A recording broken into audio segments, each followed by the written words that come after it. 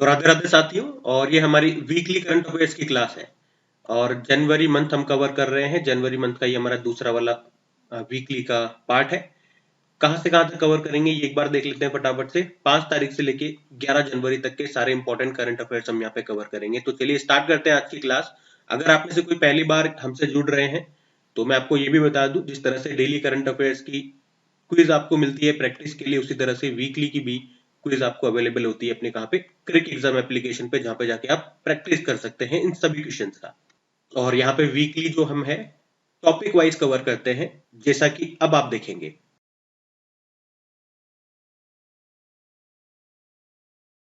तो यहाँ पे हम वो सभी क्वेश्चन कवर कर रहे हैं जो पहली बार से संबंधित है, फर्स्ट टाइम वाले। क्या पूछ रहा है प्रश्न कि अभी पहला सरकारी एआई आधारित क्लिनिक ये कहाँ पर खोला गया है? तो सही उत्तर हो जाएगा ग्रेटर नोएडा में। तो याद रखना, ये भारत का पहला है सरकारी एआई आधारित क्लिनिक जो ग्रेटर नोएडा में खोला गया है, ग्रेटर नोएडा के government institute of medical sciences में। और ये पॉइंट और जोड़ लेना, इसमें जो तकनीकी सहायता दे रहा है, कौन सा आईआईटी दे रहा है, ये प्रश्न भी आ सकता है। तो आंसर हो जाएगा आईआईटी कानपुर। ठीक है, अगला प्रश्न देखते हैं। फिर इसमें देखो क्या पूछ रहे हैं। अभी हाल ही में 8वां राज्य वेतन आयोग गठित करने वाला भारत का पहला राज्य कौन सा बन गया है? तो इसका सही उत्तर हो जाएगा असम। तो 8th स्टेट पे कमीशन गठित करने वाला पहला राज्य कौन सा बन गया, ऐसे ही पूछेंगे तो याद रखना असम बन गया है। अभी असम के जो मुख्यमंत्री थे हेमंत बिस्वा शर्मा जी, उन्होंने ये घोषणा की है। और असम के जो पूर्व चीफ सेक्रेटरी हैं सुभाष दास, उन्हीं को 8वें वेतन आयोग का चेयरमैन अपॉइंट किया है। जबकि आप जानते हो जो 8th सेंट्रल पे कमीशन है, केंद्र वेतन आयोग, 2025 में ही केंद्र सरकार ने इसको मंजूरी दे दी थी। क्योंकि जो 7वां वेतन आयोग है वो 1 जनवरी 2026 को समाप्त हो गया। और इस आयोग की अध्यक्षता कौन कर रहे हैं? तो ये कर रही है सुप्रीम कोर्ट की पूर्व जस्टिस रंजना प्रकाश देसाई। ठीक है, ये नाम भी थोड़ा सा ध्यान में रखना। तो याद रखने वाली बात क्या है, एक तो ये थोड़ा सा नाम ध्यान में रख लेना, और हमारा जो प्रश्न था वो याद रखना कि 8th स्टेट पे कमीशन गठित करने वाला पहला राज्य कौन सा? असम। फिर अगले में देखो क्या पूछ रहे हैं। भारत का पहला 3D printed automatic weather station ये भी किसने डेवलप किया है? इसको तैयार किया Indian institute of tropical meteorology ने। और ये संस्थान है कहाँ पर है? ये पुणे में है। और इसी ने ये भारत का पहला 3D printed automatic weather station को तैयार किया है। ऑटोमेटिक वेदर स्टेशन तो आप समझ गए ना, एक ऐसा तरह का सिस्टम है जो वेदर यानी कि मौसम से जुड़ा डेटा अपने आप कलेक्ट करता है और अपने आप ही उसे आगे ट्रांसमिट करता है। ऑटोमेटिक है तो सारा काम अपने आप करेगा। और ये भी ध्यान रख सकते हैं, अभी मिशन मौसम के तहत इसे सबसे पहले दिल्ली में लगाया गया, बाकी दूसरे शहरों में भी धीरे धीरे लगाया जाएगा। ठीक है, ध्यान रखना ये। अब ये भी एक अच्छा प्रश्न हो सकता है, क्यों? देखो, विश्व की दूसरी राष्ट्रीय पर्यावरण मानक प्रयोगशाला का उद्घाटन अभी कहां पर किया गया? तो आंसर होगा CSIR NPL दिल्ली में। अब ये विश्व की दूसरी है, इसीलिए प्रश्न इंपॉर्टेंट हो सकता है। और इसका उद्घाटन किया हमारे जो अभी साइंस एंड टेक्नोलॉजी मिनिस्टर है डॉक्टर जितेंद्र सिंह ने। क्या है ये? राष्ट्रीय पर्यावरण मानक प्रयोगशाला, नेशनल एनवायरमेंटल स्टैंडर्ड लेबोरेटरी है ये एक। और कहां पर उद्घाटन किया? CSIR NPL दिल्ली में। CSIR मतलब आप जानते ही हो, council of scientific and industrial research. और एनपीएल का मतलब हो गया नेशनल फिजिकल लेबोरेटरी। मतलब CSIR के देश भर में जो लेबोरेटरीज है, रिसर्च सेंटर्स हैं, उन्हीं में से ये एक है। यहीं पे अभी इस लेबोरेटरी को स्थापित किया गया। और ये लेबोरेटरी की खास बात क्या है कि ये दुनिया में इस तरह की दूसरी है। भारत में ही नहीं, पूरे एशिया में ये पहली है। काम क्या होगा इसका? तो जो भी हवा की गुणवत्ता मापने वाली जो मशीनें होती हैं, उनकी यहाँ पे टेस्टिंग की जाएगी। अगर खराब हो गई है तो सही किया जाएगा। उन मशीनों की टेस्टिंग करके, कोई नई मशीन बन रही है तो उसकी टेस्टिंग करके उनको सर्टिफिकेट देने का काम यहाँ पर किया जाएगा। तो ये सब काम यहाँ पे होंगे। CSIR की याद रखना, डायरेक्टर जनरल कौन है? नल्ला थम्बी कलाई सेल्वी है। फिर ये मोस्ट इंपॉर्टेंट प्रश्न हो गया आपका कि भारत का पहला पूरी तरह से कागज रहित जिला न्यायालय, अभी इसका उद्घाटन कहां पर किया गया? तो ये केरल में इसका उद्घाटन किया गया है। हमारे जो चीफ जस्टिस ऑफ इंडिया है सूर्यकांत जी, 53rd नंबर के। और अभी इन्होंने केरल के वायनाड जिले के कलपेट्टा में भारत के पहले पूरी तरह से कागज रहित जिला न्यायालय, डिस्ट्रिक्ट कोर्ट का उद्घाटन किया है। तो इस तरह से ये भारत का पहला जिला न्यायालय होगा जहां पे केस फाइल करने से लेकर अंतिम निर्णय तक पूरी जो प्रक्रिया है, पूरा प्रोसेस है, कागज रहित होने वाला है। इसमें AI तकनीक का भी इस्तेमाल किया जाएगा। ठीक है, तो इंपॉर्टेंट प्रश्न मार्क कर लेना इसको। अगला देखते हैं। अगला प्रश्न भी इसी तरह से इंपॉर्टेंट है कि डीप टेक स्टार्टअप पॉलिसी को शुरू करने वाला भी पहला राज्य कौन सा बन गया? तो इसका आंसर हो जाएगा तमिलनाडु बन गया है। अब आप पूछोगे कि ये deep tech startup policy Bharat में पहली बार शुरू कर दी तमिलनाडु ने, ये तो बात हो गई, लेकिन ये है क्या? इस पॉलिसी का उद्देश्य क्या है? तो इसका मकसद है कि आर्टिफिशियल इंटेलिजेंस, सेमीकंडक्टर, बायोटेक्नोलॉजीज जैसी जो उन्नत टेक्नोलॉजीज है, इन पर काम करने वाले जो भी स्टार्टअप्स हैं उनको बढ़ावा देना, ताकि वो जो भी रिसर्च करते हैं एक लेबोरेटरी के अंदर, और अगर वो रिसर्च सक्सेसफुल हो जाती है तो उस रिसर्च में जो भी उन्होंने प्रोडक्ट बनाया है भैया, उसको मार्केट तक लेकर के आओ, उसको वहीं पे समाप्त मत कर दो। जैसे आपने लैब में कुछ भी एक डिवाइस तैयार कर दी, बहुत नई और अच्छी डिवाइस है, तो उस डिवाइस को मास लेवल पे आप मार्केट में लेकर के आओ पब्लिक के लिए। ये इसका उद्देश्य है। इसके लिए निवेश कर रहा है कितना, 100 करोड़ रुपए का, जिससे 100 स्टार्टअप्स को मदद मिलेगी। ठीक है, तो ये ध्यान में रखना आप। फिर अगले में पूछ रहे हैं कि अभी किसे परमाणु ऊर्जा नियामक बोर्ड का नया अध्यक्ष बनाया गया है, तो आंसर हो जाएगा ए के बाला सुब्रमण्यम। सिंपल सा याद रखना है, ए के बाला सुब्रमण्यम अभी एटॉमिक एनर्जी रेगुलेटरी बोर्ड के अभी नए अध्यक्ष बन गए हैं। और ये काम क्या करता है रेगुलेटरी बोर्ड, वैसे तो याद रखना है इसका मुख्यालय आपको मुंबई में मिलेगा, और ये काम करता है देश में जितने भी न्यूक्लियर प्लांट्स हैं उनकी निगरानी करना, उनके लिए रूल बनाने का ये काम करता है, मतलब उनको रेगुलेट करता है आप कह सकते हो। फिर अगला प्रश्न भी इंपॉर्टेंट रहेगा कि अभी सड़क निर्माण के लिए बायो विटामिन का व्यवसायिक उत्पादन करने वाला दुनिया का पहला देश कौन सा बन गया है, तो आंसर हो जाएगा भारत बन गया है। अब ये बिटुमिन क्या होता है, बिटुमिन सिंपल सा याद रखो, जो कि डामर होता है। डामर आपने काला काला चिपचिपा पदार्थ देखा होगा जब भी रोड बनता था, आजकल तो सीमेंटेड रोड बनने लगे, लेकिन जो डामर वाले आपने देखे होंगे तो वो डामर ही है ये, जो कि कच्चे तेल से बनता है, एक तरह का पेट्रोलियम प्रोडक्ट है। लेकिन बायो विटामिन की बात करते हैं जब हम, तो ये आप कह सकते हो इसका एक ऑल्टरनेट है, इसका एक इको फ्रेंडली ऑल्टरनेट है, इसका एक इको फ्रेंडली विकल्प है, जो कि कच्चे तेल से नहीं बल्कि पौधों से या कृषि अपशिष्ट होता है, हम उसे तैयार करते हैं। तो इसका सबसे बड़ा फायदा तो यही हो गया कि विटामिन के मुकाबले बायो विटामिन में जो ग्रीन हाउस गैसों का उत्पादन होता है वो बहुत कम होता है। कृषि अपशिष्ट से तैयार हो रहा है तो किसानों को भी फायदा होगा, किसान अपनी पराली को जलाएंगे नहीं तो इससे वायु प्रदूषण भी कम होगा। ठीक है, तो ये ध्यान में रखना, और ये मैंने आपको बताया भी था। चलो, ये प्रश्न आपके लिए होमवर्क प्रश्न के रूप में छोड़ रहा हूँ, इसका उत्तर देंगे आप, बिहार एग्जाम में पूछा गया था। फिर अगले में देखो क्या पूछ रहे हैं कि बॉर्डर रोड ऑर्गेनाइजेशन के डायरेक्टर जनरल कौन बने हैं, तो आंसर हो जाएगा हरपाल सिंह बने हैं। तो सीधा सा अपॉइंटमेंट वाला प्रश्न है कि अभी बॉर्डर रोड ऑर्गेनाइजेशन के नए डायरेक्टर जनरल बन गए हैं, हरपाल सिंह इनका नाम है। अच्छा, एक बार एग्जाम में ये प्रश्न आ चुका है, बॉर्डर रोड ऑर्गेनाइजेशन की स्थापना कब होती है, तो 1990 में होती है। ये ईयर वाला प्रश्न पूछा गया था, पूरा याद रख लो, 7 मई 1990 में, और ये रक्षा मंत्रालय के अंतर्गत काम करता है। फिर अगले में देखो अगला क्या पूछ रहे हैं कि भारतीय खाद्य निगम यानी कि फूड कॉर्पोरेशन ऑफ इंडिया, इसके अभी नए सीएमडी कौन बन गए हैं, तो आंसर हो जाएगा रविंद्र कुमार अग्रवाल बन गए हैं। फूड कॉर्पोरेशन ऑफ इंडिया की स्थापना होती है 1965, मुख्यालय आपको नई दिल्ली में मिल जाएगा। अच्छा, काम क्या करती है ये फूड कॉर्पोरेशन ऑफ इंडिया संस्थान, ये भारत सरकार की एक संस्था है जो अनाज की खरीद, उसके स्टोरेज, पब्लिक डिस्ट्रीब्यूशन सिस्टम के माध्यम से गरीबों तक खाद्यान्न यानी कि फूड पहुंचाने का काम करती है, अनाज पहुंचाने का काम करती है। फिर अगले में पूछ रहे हैं अभी झारखंड हाईकोर्ट के नए चीफ जस्टिस कौन बने हैं, तो आंसर हो जाएगा इसका महेश शरद चंद सोनाग बने हैं। इसमें केवल यही याद रखना है, और मैंने आपको पहले ही बता दिया, जो भी हाई कोर्ट के जो चीफ जस्टिस वाले प्रश्न अगर मैं आपको कराता हूं तो ये वीकली करंट अफेयर्स तक ही सीमित रहेंगे, क्योंकि ये वाले प्रश्न केवल राज्य तक इंपॉर्टेंट रहते हैं। जैसे अभी ये झारखंड का है तो झारखंड वाले जो भी स्टूडेंट्स हैं उनके लिए प्रश्न मोस्ट इंपॉर्टेंट रहेगा, तो इनको मैं वीकली में कंसिडर करूंगा। हो सकता है शायद मंथली में भी कर लूं, लेकिन जब मैं टॉपिक वाइज आपके तैयार करूंगा, जैसे शुरुआत के 3 महीने के अपॉइंटमेंट्स, तो वहां इनको कंसिडर नहीं करूंगा। ठीक है, तो अभी इनका नाम ध्यान रखेंगे। आपको पता है चीफ जस्टिस को कौन नियुक्त करते हैं, प्रेसिडेंट नियुक्त करते हैं। कौन सा आर्टिकल है अगर यहाँ मैं आपसे पूछ लूं तो 217, आर्टिकल 217।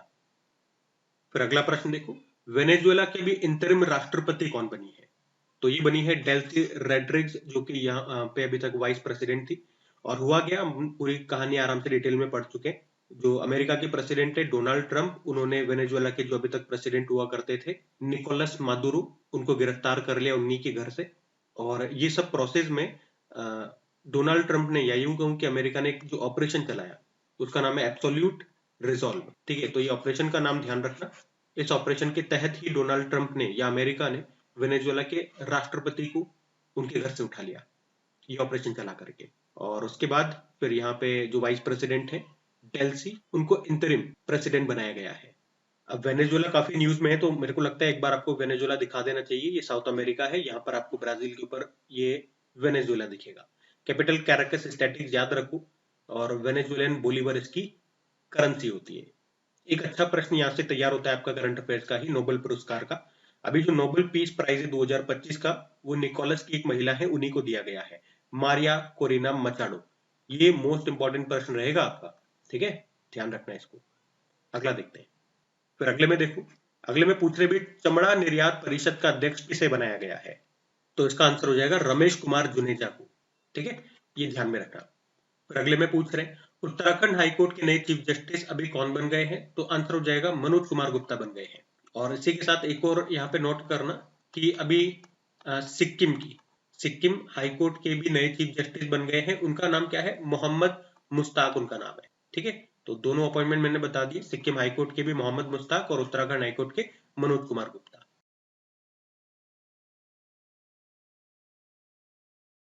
अब डे वाला प्रश्न है, पूछ रहे विश्व ब्रेल दिवस, वर्ल्ड ब्रेल डे कब मनाते हैं? तो आंसर हो जाएगा 4 जनवरी को। और 4 जनवरी को ही क्यों मनाते हैं हर साल हम ब्रेल दिवस? क्योंकि ब्रेल लिपि के आविष्कार किया था लुई ब्रेल ने, ये फ्रांस से हैं और इसीलिए इनकी जयंती होती है 4 जनवरी को। पहली बार याद रखना इसे 2019 में मनाया गया था। और आप देख सकते हो एक बार बैंक के एग्जाम में ये पूछा गया था कि पहला विश्व ब्रेल दिवस कब मनाया गया था? तो आंसर हो जाएगा 2019।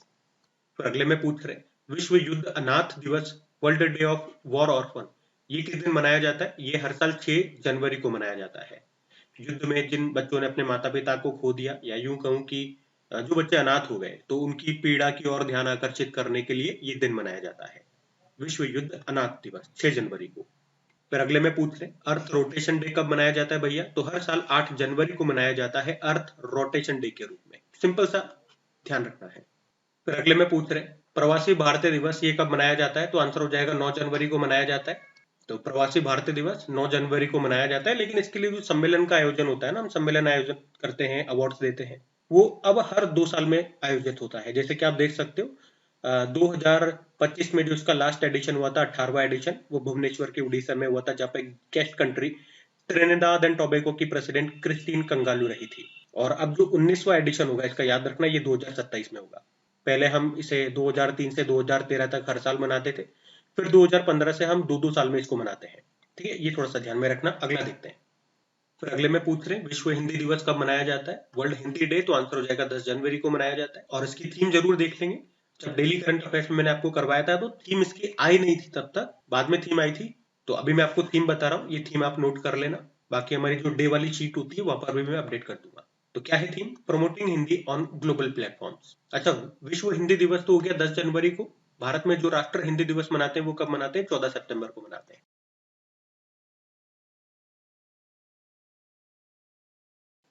फिर इस प्रश्न में देखो क्या पूछ रहे, किस देश को पछाड़कर भारत विश्व का सबसे बड़ा चावल उत्पादक देश बन गया है? तो आंसर हो जाएगा चाइना।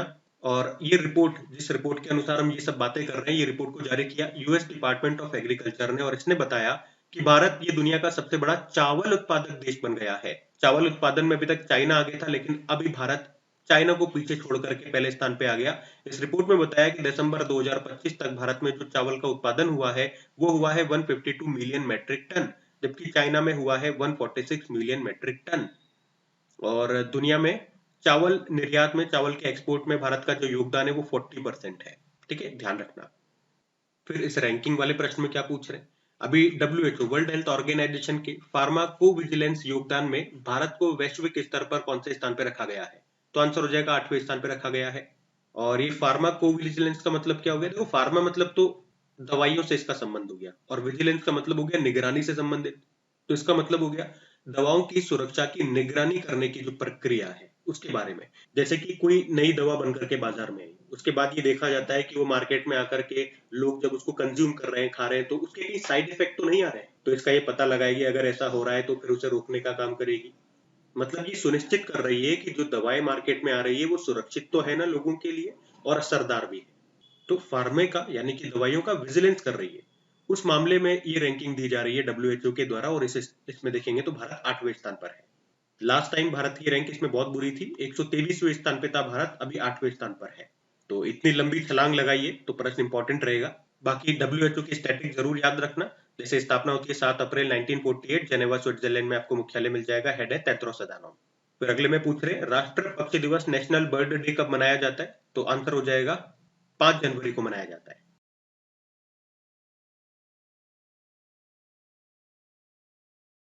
अगले में पूछ रहे जल्लीकट्टू महोत्सव ये भारत के किस राज्य में मनाया जाता है? तो आंसर हो जाएगा इसका तमिलनाडु में। और जल्लीकट्टू, एक तो इतना सा याद रखो, जल्लीकट्टू तमिलनाडु में मनाया जाता है। और कौन से त्योहार के वक्त मनाया जाता है? तो पोंगल त्योहार के तीसरे दिन को मनाया जाता है जल्लीकट्टू। क्या होता है इसमें? बैल को कंट्रोल करना होता है। ठीक है, इतना सा बात ध्यान रखेंगे, काम चल जाएगा आपका। अगला प्रश्न हम देखते हैं। एक अच्छा प्रश्न ये भी है कि 2026 की 39वें 39 नंबर के सूरज कुंड मेले में अभी किसे थीम स्टेट के रूप में चुना गया? तो दो जने हैं, मतलब दो स्टेट है, मेघालय और उत्तर प्रदेश। तो कौन सा मेला है भैया? पहले तो याद रखना, सूरजकुंड अंतरराष्ट्रीय शिल्प मेला है। 39 नंबर का एडिशन है, अभी हुआ ये। हर बार यहीं पर होता है, हरियाणा के फरीदाबाद में, इसमें कोई नई बात नहीं है। ये भारत का सबसे बड़ा हस्तशिल्प मेला है। नई बात क्या है? थीम स्टेट कौन है इस बार? उत्तर प्रदेश और मेघालय है। और पार्टनर कंट्रीज कौन है? जो बिम्स्टेक कंट्रीज है वो इसकी पार्टनर कंट्रीज है। जो बिम्स्टेक कंट्रीज है वो इसकी भागीदार देश है, पार्टनर कंट्रीज है। जो ये सूरज कुंड मेला होता है ना, इसे हस्तशिल्पियों का महाकुंभ भी कहा जाता है। ठीक है, ध्यान रखना ये। पर ये भी एक अच्छा प्रश्न रहेगा कि अभी नई दिल्ली में जो वर्ल्ड बुक फेयर 2026 का आयोजन हुआ उसमें गेस्ट ऑफ ऑनर कौन सा देश रहा? तो आंसर हो जाएगा कतर। कतर को चुना गया। वर्ल्ड बुक फेयर 2026 में 53rd नंबर का एडिशन है, एडिशन याद रखना, जो कि भारत मंडपम नई दिल्ली में हुआ। और उसकी थीम हमारी इस बार सेना से रिलेटेड है, भारतीय सैन्य इतिहास, शौर्य और विवेक @75। और इसका आयोजन कौन करता है? National book trust. इसमें गेस्ट ऑफ ऑनर कंट्री कौन है? कतर है। और फोकस कंट्री कौन है? स्पेन है। ये ध्यान में रखना। एक ये भी अच्छा प्रश्न है कि राष्ट्रीय सरस मेला 2026 का आयोजन ये कहां पर किया गया?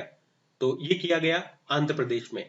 और इसे ही आप राष्ट्रीय सरस मेला बोल दो या राष्ट्रीय सरस आजीविका मेला बोल दो, एक ही बात है। 2026 में ये 28वां संस्करण हुआ है। ये संस्करण जरूर याद रखना, एक बार इसी से संबंधित एग्जाम में प्रश्न आया था, मैं आपको दिखाऊंगा भी सही। और अभी ये बात करें 28वां संस्करण हुआ कहां पर? तो गुंटूर आंध्र प्रदेश में हुआ है। लास्ट टाइम ये एडिशन जो 27वां संस्करण था वो नई दिल्ली में हुआ था। अब जो प्रश्न मुझे आपको दिखाना है, ये देखो, ये प्रश्न आया था आपके पिछले साल 2025 का ही आया था प्रश्न। और इसमें ऐसा नहीं बोला था कि 2025 वाला बताओ ये कहां पर हुआ, डायरेक्ट संस्करण दे दिया कि बताओ ये 27वां संस्करण कहां पर हुआ। तो आपको संस्करण से भी, एडिशन से भी याद होना चाहिए कि 2025 वाला ही बात कर रहा है। तो इसका तो आंसर नई दिल्ली हमने देख लिया। अभी वाला याद रखेंगे, लेटेस्ट हम गुंटूर आंध्र प्रदेश में हुआ। अगर आप में से कोई स्टूडेंट्स पहली बार हमसे जुड़ रहे हैं, पहली बार हमारे प्लेटफॉर्म क्रिक एग्जाम प्लेटफॉर्म पे अगर आप पढ़ रहे हैं ये, तो आपको बता दूं जो डेली करंट अफेयर्स वाली हमारी क्लास होती है उसमें इसी तरह से लास्ट ईयर उस प्रश्न, जो भी हम प्रश्न कवर कर रहे हैं उस प्रश्न से संबंधित कोई भी प्रश्न अगर किसी भी एग्जाम में आता है तो इस तरह से मैं आपको वो दिखा के आपसे पूछता हूँ। पहले उसके बारे में आपको थ्योरी में बता दूंगा आगे, जैसे हमने थ्योरी करी है यहाँ, थ्योरी में आपको सब कुछ बता दूंगा। उसके बाद आपको इस तरह का एक प्रश्न देता हूँ और वो आपके होमवर्क के लिए प्रश्न होता है, ताकि आपको पता लगे कि एग्जाम में किस तरह का प्रश्न आया है। आप ऑप्शन भी देखो कि ऑप्शन में किस तरह की वो ऑप्शन दे रहा है एग्जामिनर।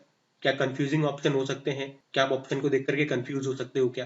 तो साथ के साथ आपकी प्रैक्टिस भी करवाता हुआ चलता हूँ एग्जाम में पूछे हुए प्रश्नों। तो अगर इस तरह से आप पढ़ना चाहते हैं हमारे साथ तो डेली करंट अफेयर्स को ज्वाइन करिए, रेगुलर रहिए। डेफिनेटली आपको जहां पर भी अभी आप पढ़ रहे हैं उससे ज्यादा ही फायदा मिलेगा।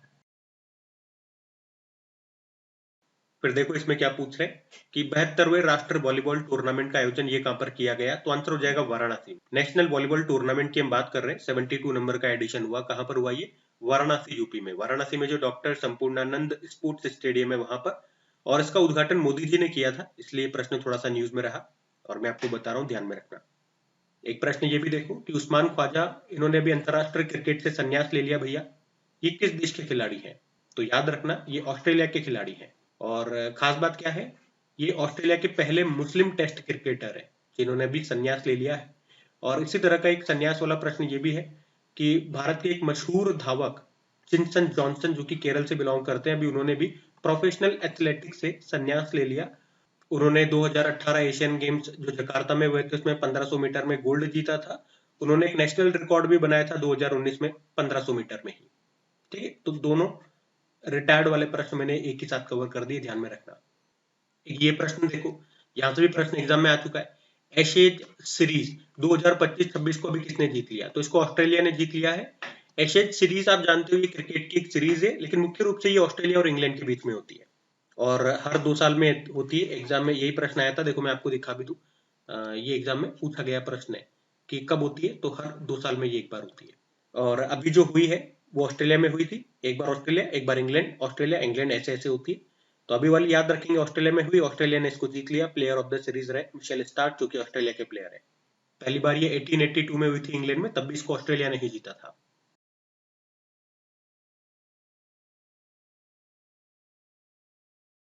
फिर इसमें देखो क्या पूछ रहे, अभी भुगतान नियामक बोर्ड की पहली बैठक, मतलब पेमेंट रेगुलेटरी बोर्ड की अभी पहली मीटिंग कहाँ पर हुई? पहली मीटिंग है इसलिए मैं करा रहा हूँ प्रश्न को। तो कहाँ पर हुई है? मुंबई में हुई है। तो ये याद रखना है, भारतीय नियामक बोर्ड की अभी पहली बैठक हुई है, जिसकी अध्यक्षता की आरबीआई के जो गवर्नर है संजय मल्होत्रा ने। कहाँ पर हुई है? मुंबई में हुई है, ये ध्यान में रखना। अब ये समिट इंपॉर्टेंट रहेगी। क्या है? भारत में लोकतंत्र और चुनाव प्रबंधन पर अंतरराष्ट्रीय सम्मेलन 2026 का आयोजन, ये कहाँ पर होगा या हुआ? तो आंसर हो जाएगा नई दिल्ली में। अब मैंने इंपॉर्टेंट क्यों बोला? क्योंकि पहली बार इस सम्मेलन का आयोजन हम कर रहे हैं। भारत मंडपम नई दिल्ली में आयोजन करने वाला कौन? भारतीय निर्वाचन आयोग। थीम क्या है? एक समावेशी, शांतिपूर्ण, लचीली और टिकाऊ दुनिया के लिए लोकतंत्र। अब ये प्रश्न मैं आपको क्यों करा रहा हूँ, ये इसलिए इंपॉर्टेंट रहता है क्योंकि पहली बार हम इस सम्मेलन का आयोजन कर रहे हैं। कहाँ पर? भारत मंडपम नई दिल्ली में। आयोजन करने वाला कौन है? भारतीय निर्वाचन आयोग है। और इसकी थीम क्या है? एक समावेशी, शांतिपूर्ण, लचीली और टिकाऊ दुनिया के लिए लोकतंत्र। अब इस प्रश्न को कर ही रहे तो ये बात आपको जरूर ध्यान रखनी चाहिए कि 2026 में आइडिया की अध्यक्षता ये भारत के पास है। आइडिया क्या है मेरे भाई? International institute for democracy and electoral assistance. मतलब ये एक अंतर सरकारी संगठन है जो दुनिया भर में लोकतंत्र का समर्थन करने और उसे मजबूत करने के लिए काम करता है, जिसके अध्यक्ष हमारे मुख्य निर्वाचन आयुक्त ज्ञानेश कुमार को बनाया गया था।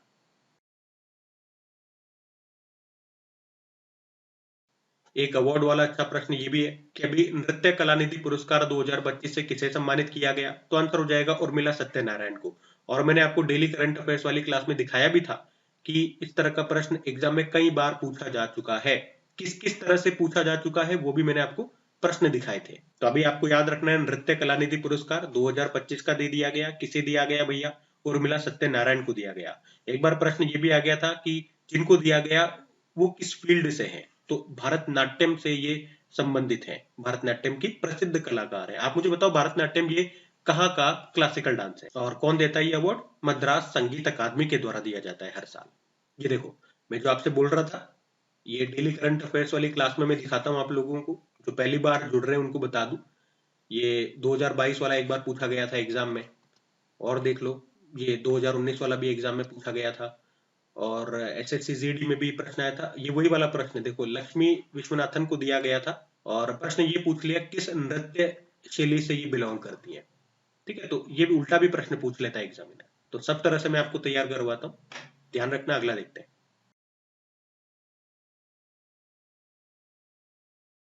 अगले में पूछ रहे, 4 से 14 वर्ष के बच्चों के लिए संस्कार शाला नाम से शिक्षा कार्यक्रम शुरू किया। किसने शुरू किया भैया? इसको असम ने शुरू किया है। तो कौन सा कार्यक्रम है? पहले हम बात करते हैं। संस्कार शाला इसका नाम है। और क्या होगा इसमें? इसमें 4 से लेके 14 वर्ष के जो बच्चे हैं, ये उनके लिए शुरू किया गया है। मतलब जो किताबों से उनको ज्ञान मिल रहा है वो तो दो ही सही, साथ में बच्चों को नैतिक मूल्य, मानवीय गुण, संस्कृति और जीवन कौशल की शिक्षा देकर के उनका होलिस्टिक डेवलपमेंट करना है। मतलब उनको अच्छे संस्कार देने हैं, पढ़ाई का ज्ञान भी देना है और अच्छे संस्कार भी देने हैं, ताकि वे आगे जाकर के एक जिम्मेदार और एक अच्छे नागरिक बन सके। ये इसका उद्देश्य है। तो अब कौन सा कार्यक्रम है? संस्कारशाला कार्यक्रम है। किसने शुरू किया? असम ने शुरू किया। क्या उद्देश्य है? पहले तो याद रखना किस वर्ष तक के बच्चों के लिए है? 4 से 14 वर्ष तक के बच्चों के लिए। क्या उद्देश्य है?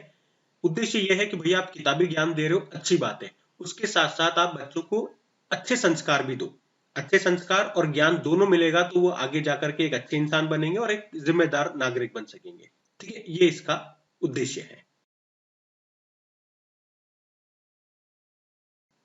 अब इस निधन वाले प्रश्न में देखो क्या पूछ रहे हैं कि अभी पूर्व world billiards champion Manoj Kothari का निधन हो गया भैया। प्रश्न पूछा जा रहा है कि अभी किस वर्ष इन्हें ध्यानचंद पुरस्कार से सम्मानित किया गया था। तो सही उत्तर हो जाएगा 2005 में। तो मनोज कोठारी का निधन हो गया। ये पूर्व वर्ल्ड बिलियर्ड चैंपियन रह चुके हैं। ये कोलकाता से बिलोंग करते थे और 1990 में इन्होंने वर्ल्ड बिलियर्ड चैंपियनशिप का खिताब जीता था।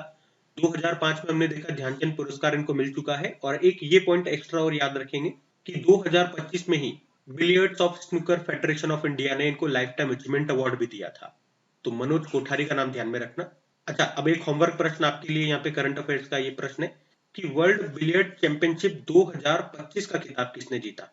ये आपको बताना है। मैं आपको बता चुका हूँ, अब आप बताओ।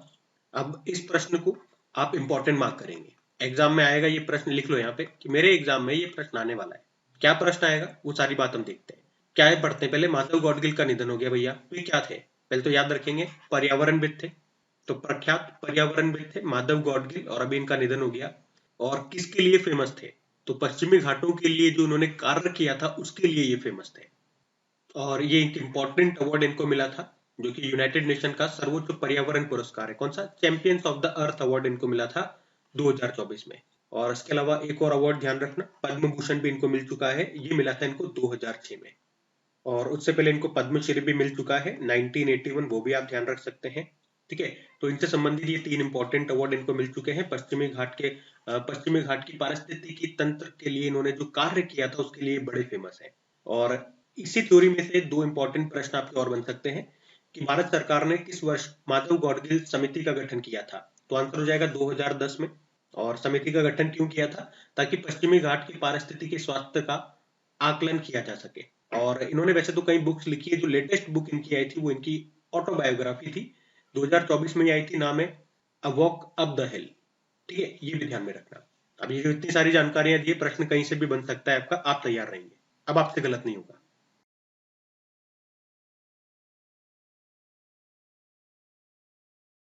अब एक बुक आई है, बुक है हिस्ट्री दैट इंडिया इग्नोर्ड। इस बुक को किसने लिखा है, तो आंसर हो जाएगा प्रेम प्रकाश ने लिखा है। बुक का नाम ध्यान रखेंगे, हिस्ट्री दैट इंडिया इग्नोर्ड, और प्रेम प्रकाश ने इसको लिखा है। ये इस बुक का दूसरा संस्करण है। लॉन्च किया गोवा के मुख्यमंत्री प्रमोद सावंत ने। विकास सिंचना कमलम द्रौपदी मुर्मू, द्रौपदी मुर्मू जी के ऊपर ये बुक लिखी गई है। इसको लिखा है यरला गड्डा लक्ष्मी प्रसाद ने। यरला गड्डा लक्ष्मी प्रसाद ये पूर्व संसद सचिव और विश्व हिंदी परिषद के अध्यक्ष है। द्रौपदी मुर्मू जी के ऊपर इन्होंने ये बुक लिखी है। और इसकी लॉन्चिंग भी इंटरेस्टिंग थी कि इसको लॉन्च कहां पर किया गया। इसको लॉन्च सड़क पर ही, पेड़ के नीचे इसकी लॉन्चिंग की गई है। और लॉन्चिंग किया किसने, तो एक महिला सफाई कर्मी है लक्षम्मा, उन्हीं से इस बुक को लॉन्च करवाया गया।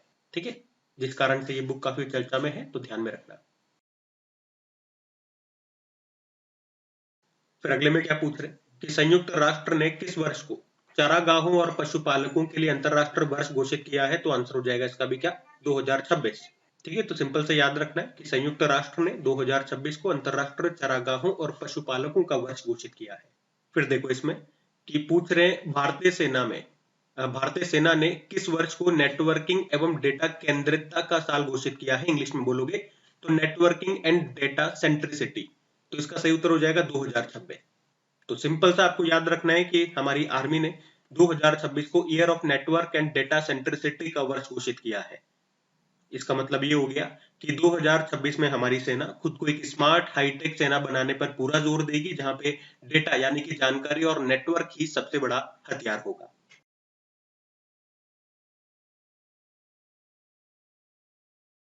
अब ये प्रश्न भी खूब चर्चा में था, स्पेस टेक्नोलॉजी वाला प्रश्न है, तो एक बार देख लेना चाहिए कि इसरो के पहले स्वदेशी dust detector dust experiment DEX को अभी अभी नहीं, मतलब इसको किसके द्वारा लॉन्च किया गया था, तो इसको लॉन्च किया गया था PSLV C58 के द्वारा। और अभी क्यों न्यूज में है, क्योंकि इससे हमें एक डेटा मिला है, और उस डेटा से हमें ये पता चलता है कि लगभग 1000 सेकंड, लगभग 16 मिनट में जो एक अंतरग्रहीय धूल का कण है वो पृथ्वी के वायुमंडल में प्रवेश कर रहा है। ये डेटा से हमें पता चलता है, जो उसने डेटा भेजा है। तो डेक्स है कि अगर ऐसे याद रखोगे तो, ऐसे पूछेंगे तो, ये इसरो का पहला स्वदेशी dust detector dust experiment device है। क्या काम करता है, क्यों बनाया गया था, अंतरिक्ष में उड़ने वाले सूक्ष्म जो धूल के कण होते हैं उनका पता लगाने के लिए इसे बनाया गया था। इन कणों का ये स्पीड, आकार, स्पीड और संख्या को मापता है। इसे हमने 1 जनवरी 2024 को PSLV C58 लॉन्चिंग व्हीकल है उसे लॉन्च किया था। जब हमने इसे एक्सपोसेट को लॉन्च किया था, एक्सपोसेट मिशन को, उसी के साथ हमने इसको भी लॉन्च कर दिया था। तो अभी इसने डेटा भेजा है, और डेटा मैंने आपको बता दिया क्या कह रहा है। अच्छा, ये पूछ सकते हैं इस डिवाइस को कहां पर तैयार किया गया था, फिजिकल रिसर्च लेबोरेटरी अहमदाबाद में। अब इसी तरह से एक अच्छा प्रश्न ये भी है कि अभी सैनिकों के लिए पोर्टेबल जल शुद्धिकरण प्रणाली स्वदेश, इसको किसने तैयार किया, तो इसका सही उत्तर हो जाएगा DRDO ने तैयार किया है। पहले स्वदेश की एक बार फुल फॉर्म देख लो, सी वाटर डिसैलिनेशन सिस्टम। देखो जो भी थ्योरी लिखी होगी वो मैं आपके सामने यहाँ पे दिखा रहा हूँ, वीडियो को आप आराम से रोक करके पढ़ सकते हो, लेकिन यहाँ पे मैं आपको अपनी भाषा में समझाने की कोशिश करूंगा। ठीक है, कम शब्दों में बेहतर तरीके से सिंपल बोलचाल की भाषा में समझाऊंगा, ताकि क्वेश्चन का सार भी निकल जाए और आपके भीतर में भी बैठ जाए। तो अभी डीआरडीओ ने ये जो सिस्टम तैयार करके दिया है हमारी सेना को, इससे होगा क्या? इससे हमारी सेना खारे पानी को कन्वर्ट कर लेगी मीठे और स्वच्छ पानी में। ये खारे पानी को स्वच्छ पीने योग्य पानी में बदल देगा। और ये एक पोर्टेबल है। पोर्टेबल है मतलब आप इसे एक जगह से दूसरी जगह पर आराम से उठा के ले जा सकते हो। इसे आप हाथ से भी चला सकते हो, इंजन से भी चला सकते हो। तो ये हमारे सैनिकों के लिए बड़े काम की चीज है, जिसका मुख्य काम है खारे पानी को मीठे पीने योग्य पानी में बदलना।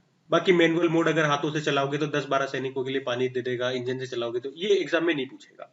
ये पूछ सकता है कि इसको कहां पर तैयार किया गया, तो डीआरडीओ की जो एक डिफेंस लेबोरेटरी है जोधपुर में, यहाँ पर इसको तैयार किया गया। डीआरडीओ के बारे में एक बार देख लेते हैं। स्थापना होती है 1958 में, 1 जनवरी 1958। नई दिल्ली में मुख्यालय। वर्तमान में चेयरमैन है समीर वी कामत। पहले चेयरमैन थे दौलत कोठारी और मोटो होता है strength origin is in knowledge बलस्थ मूल्यम विज्ञानम। फिर इसमें देखो क्या है कि अभी हाल ही में लॉन्च भारतीय विशिष्ट पहचान प्राधिकरण, यानी कि जिसे आप यूआईडीएआई कहते हो, unique identification authority of India, जो आपका आधार कार्ड तैयार करता है, इसने अपना नया शुभंकर लॉन्च किया है। शुभंकर का नाम पूछेंगे, बड़ा सिंपल है। यूआईडीएआई में से आई हटा दो, आई हटा दे, हटे, हटो हटो, आई हटा दो तो क्या बन जाएगा? उदय। तो यही इसका नाम है, उदय। आप फोटो में भी देख सकते हो, ये उदय है। इसका जो डिजाइन और इसका नाम रखने के लिए प्रतियोगिता आयोजित की थी, तो डिजाइन चुना गया है केरल के अरुण गोकुल का। उन्होंने डिजाइन बना करके तैयार किया और भोपाल की रिया जैन ने इसका नाम दिया उदय। ठीक है, ध्यान रखना।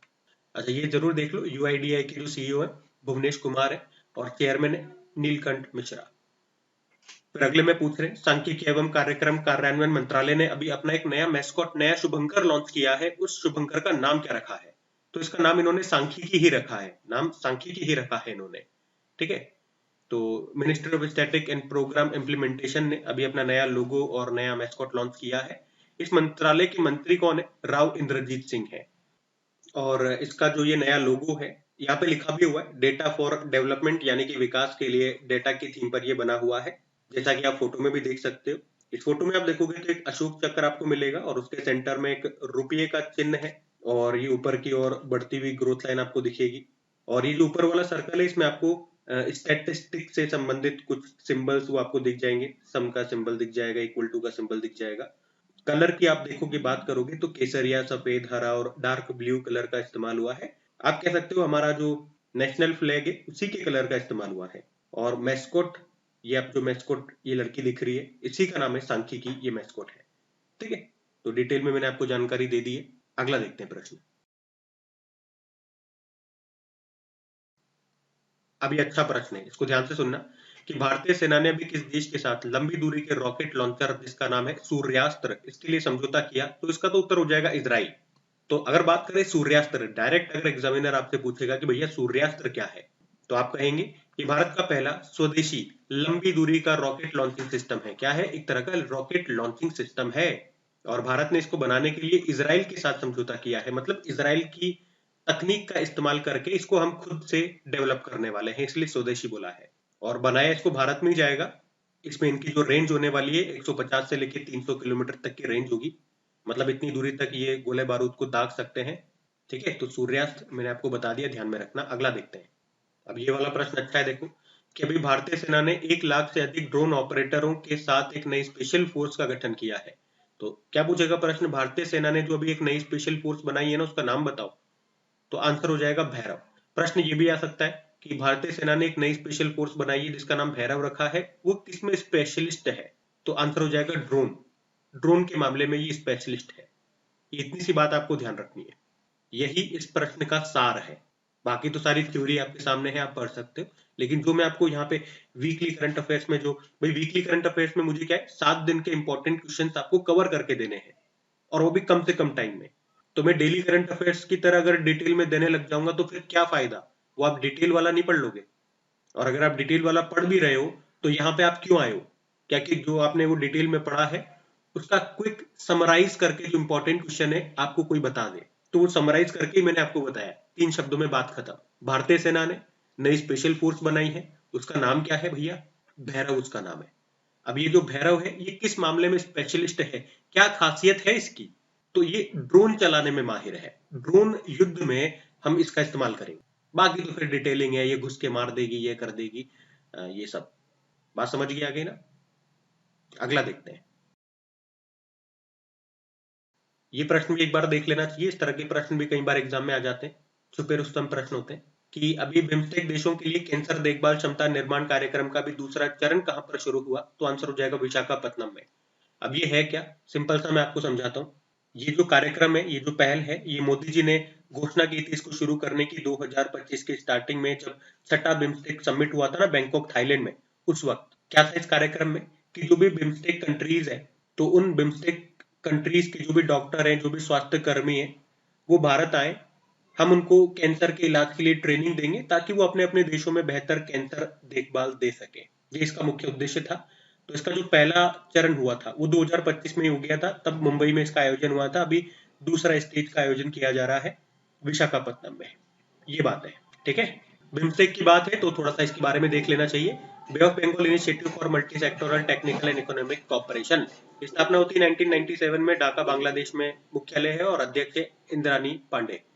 कौन कौन से इसके सदस्य देश है? तो 7 हैं, बांग्लादेश, भूटान, इंडिया, म्यांमार, नेपाल, श्रीलंका और थाईलैंड।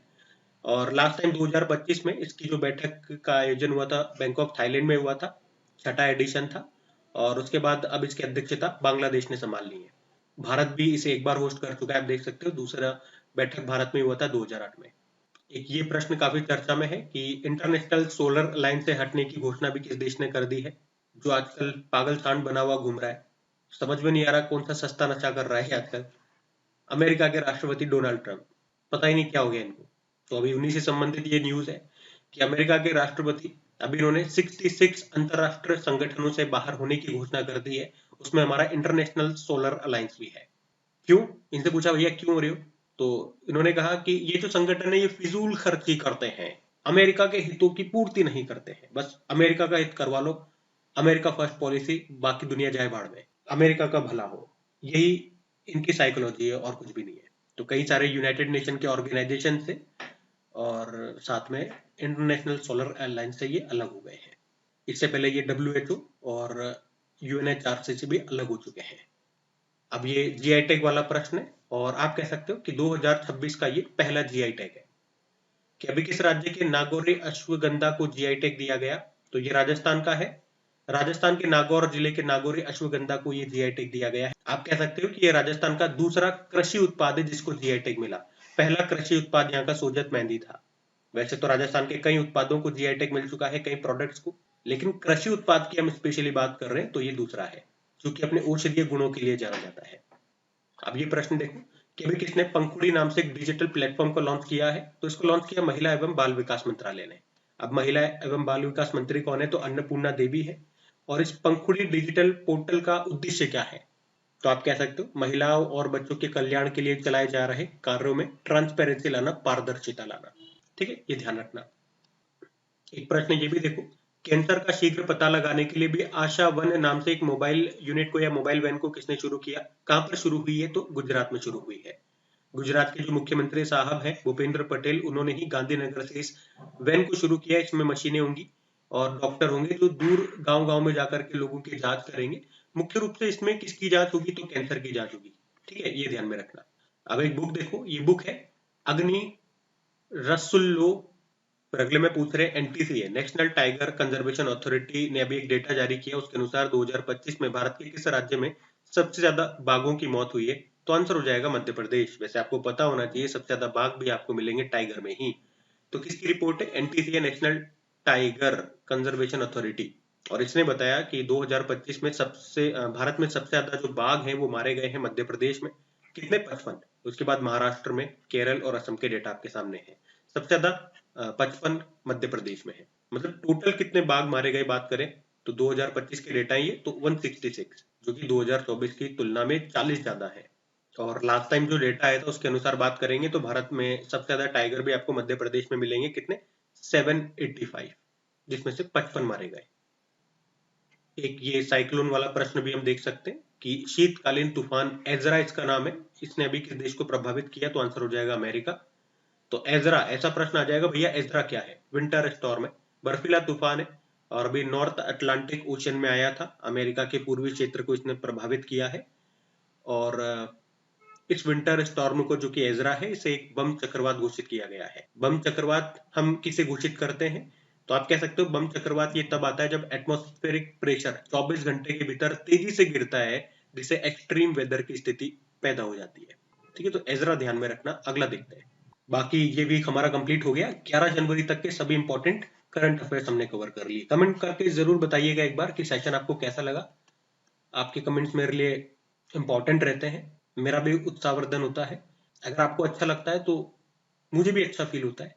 बस एक रिक्वेस्ट है, अगर आपको सेशन अच्छे लग रहे हैं, मेहनत अच्छी लग रही है, तो एक सिर्फ छोटा सा काम कर दीजिए, इस वीडियोस को, अपने चैनल को सपोर्ट जरूर कर दीजिए। सपोर्ट करने के लिए आप सिर्फ अपने दोस्तों के साथ में, जो भी आपके फ्रेंड सर्कल हो गए, स्टडी ग्रुप होते हैं कहीं पर भी, तो एक बार शेयर जरूर किया कीजिए। बोल सकते हैं तो बोल करके, एक होता है ना माउथ पब्लिसिटी, तो उनको जरूर बताइए। वीडियो को लाइक नहीं किया तो लाइक कर दीजिए। क्विज आपको क्रिक एग्जाम चैनल पे इसकी मिल जाएगी प्रैक्टिस के लिए।